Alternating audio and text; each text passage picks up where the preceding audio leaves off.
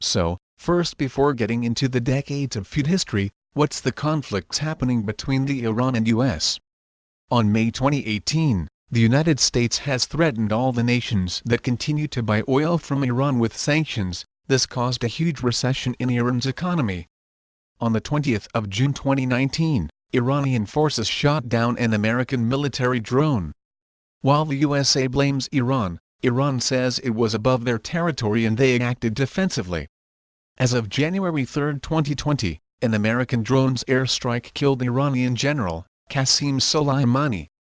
Iran vowed serious revenge, and, hours after the funeral of Soleimani, on January 8, Iran struck bases in Iraq housing U.S. troops.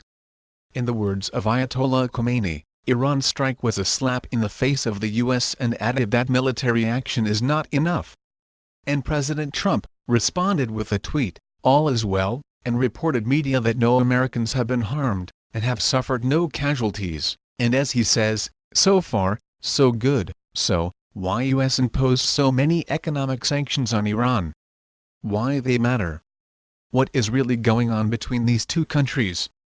To understand the current situation we need to travel back in time to 1940s, when interestingly the British Empire sowed the seeds. Back in the 1940s, when the British realized that it would lose control of India in all likelihood within a decade, so, Winston Churchill and his cabinet created a fail-safe plan for the British Empire on the Middle East resources. In the 1950s, the US was really afraid of communism. The other superpower at the time was the Soviet Union. At the start of the 1950s, British Oil Company, now known as British Petroleum, controlled most of Iran's oil refining capacity. Iranian Prime Minister at the time Mohammed Mossadegh nationalized the Anglo-Iranian refineries, so that more of the money from refining Iran's oil should go to Iranians. The British Home Secretary was outraged. Well, the Americans did not care at all. Winston Churchill viewed it as a loss of British prestige.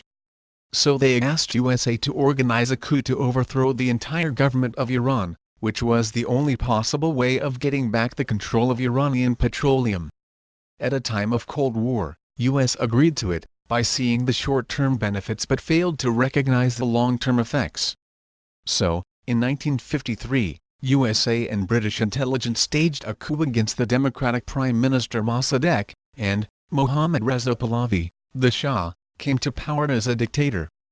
During Shah dictatorship in Iran, a U.S. ally under Shah's rule, in 1957 they signed an agreement with USA who shared nuclear technology with several countries, notably Israel, Pakistan, and Iran for education and peaceful purposes. Hence the USA basically built the foundation for Iran's controversial nuclear program.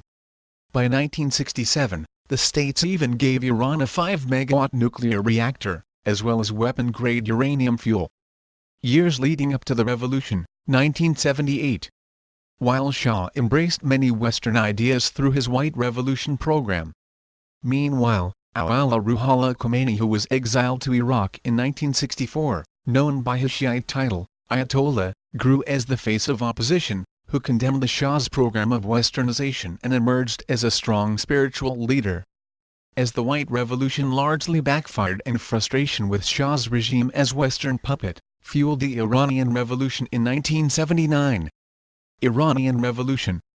Shah Pahlavi fled the country, in the name of vacation.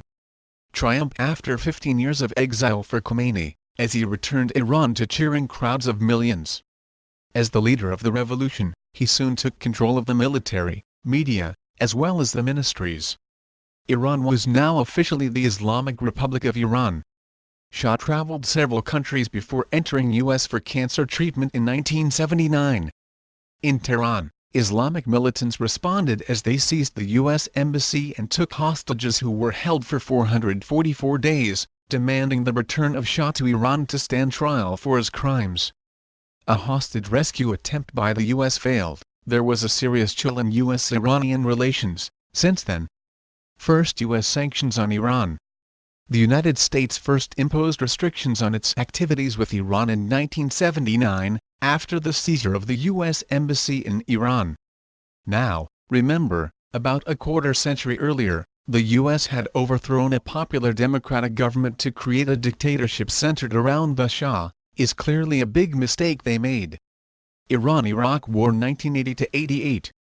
Amidst this conflicts, Iran-Iraq War happened between 1980 to 1988, spanning a period of over 8 years of border dispute, and ended in stalemate with both sides claiming victory, where US sold weapons to both the countries, but primarily backed Iraq. Joint Comprehensive Plan of Action 2000 to present.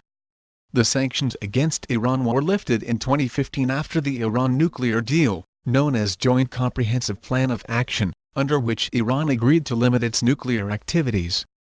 However, in May 2018, the United States withdrew from Iran nuclear deal.